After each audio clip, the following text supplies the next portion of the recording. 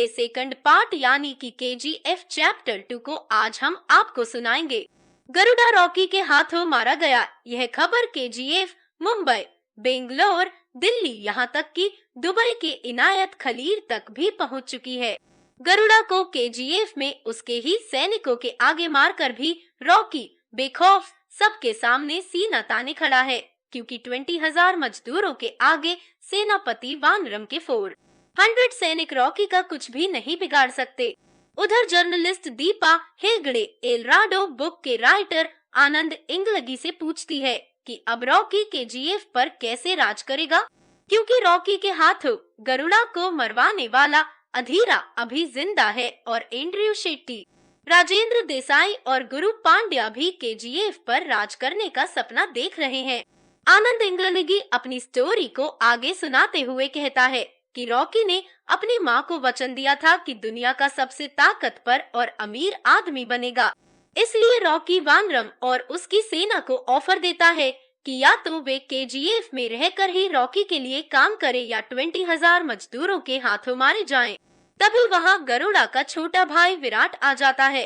विराट कहता है कि अब रॉकी ही KGF का राजा है और आज से हम सब रॉकी के लिए ही काम करेंगे। सेनापति वानरम और उसके सेना को भी रॉकी को ही KGF का राजा मानना पड़ता है।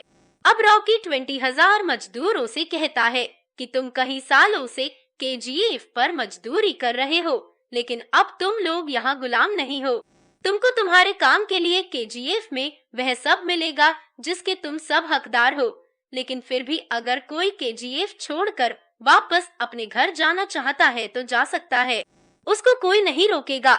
तब मजदूरों का लीडर कहता है कि हम लोगों के तो KGF से बाहर निकलने की उम्मीद ही छोड़ दी थी। अब KGF के बाहर भी हमारा घर नहीं है, अब KGF ही हमारा घर है और रॉकी इन मजदूरों का मालिक है। अब रॉकी के पास 400 सैनिक ही नहीं बल्कि उसके साथ 20,000 मजदूरों का साथ भी था। रॉकी दुनिया का सबसे बड़ा आदमी बन गया है।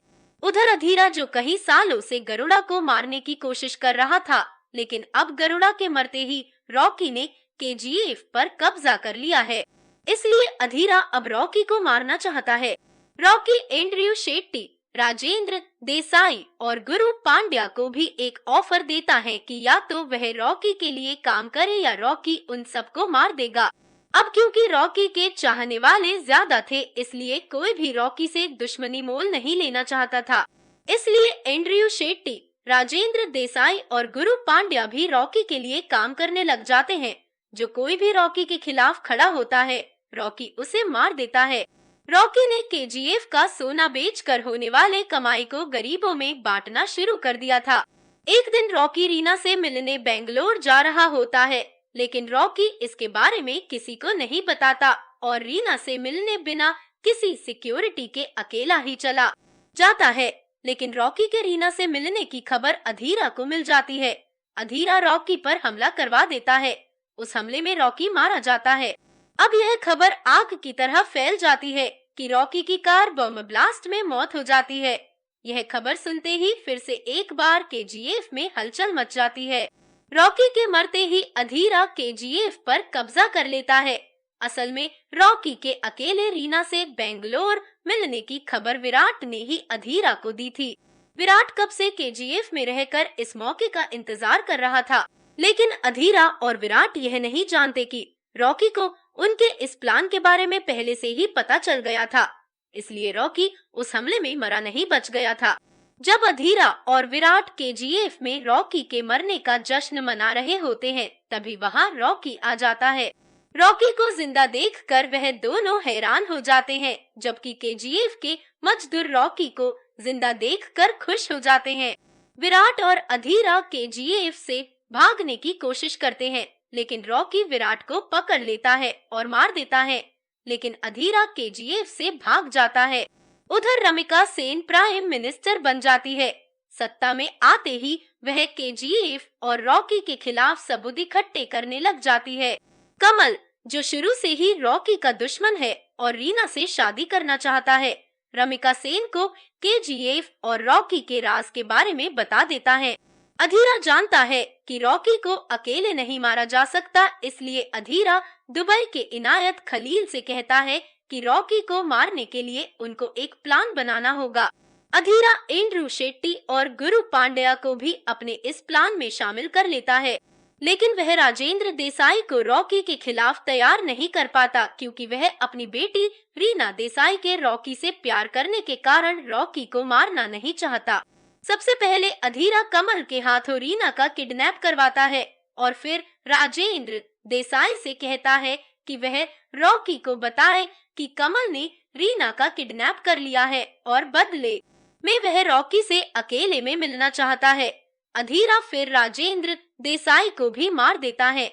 अब रॉकी रीना को बचाने अकेला ही केजीएफ से निकल पड़ता है।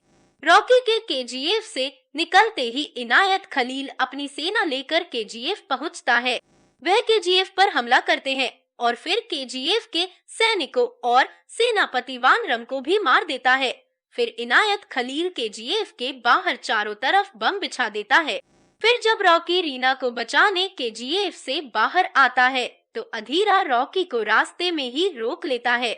अधीरा रॉकी को कहता है कि हमने केजीएफ मजदूरों और रीना को मारने का प्लान बना लिया है और एक तरफ तुम्हारी गर्लफ्रेंड रीना है और दूसरी तरफ तुमको अपना मसीहा मानने वाले मजदूर देखते हैं। तुम एक ही समय में किसको बचाओगे? तभी वहाँ कमल भी रीना को लेकर आ जाता है। तब रॉकी उनसे कहता है कि मुझे पहले से ही तुम लोगों के प्लान के बारे में पता था, इसलिए मैंने पहले से ही केजीएफ के मजदूरों को एक सेफ जगह पहुंचा दिया था और वानरम को तो मरना ही था, क्योंकि कई सालों तक उसने बेकसूर मजदूरों को मारा था। और रॉकी यह भी कहता है कि अब केजीएफ में सिर्फ इनायत खलील और उसके सैनिक है।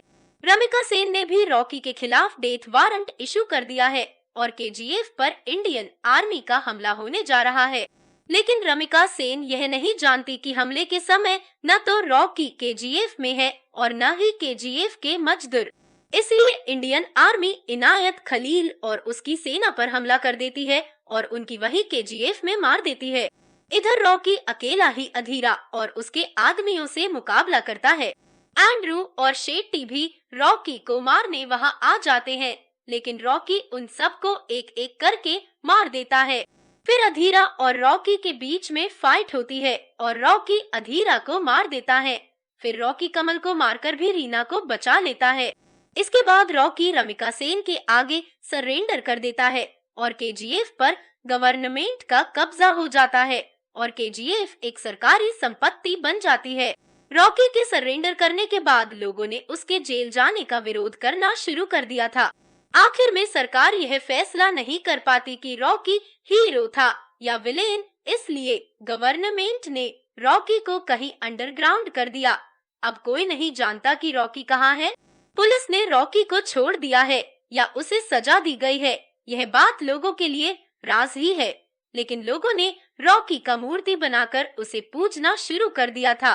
तो दोस्तों, आपको केजीएफ चैप्टर 2 की पूरी कहानी KGF chapter 2 full story explain in Hindi कैसी लगी नीचे कमेंट में जरूर बताएं और इसे शेयर भी करें सबके साथ। और इसी तरह और भी फिल्मों की कहानी जानने के लिए इस चैनल को सब्सक्राइब भी कर लीजिए।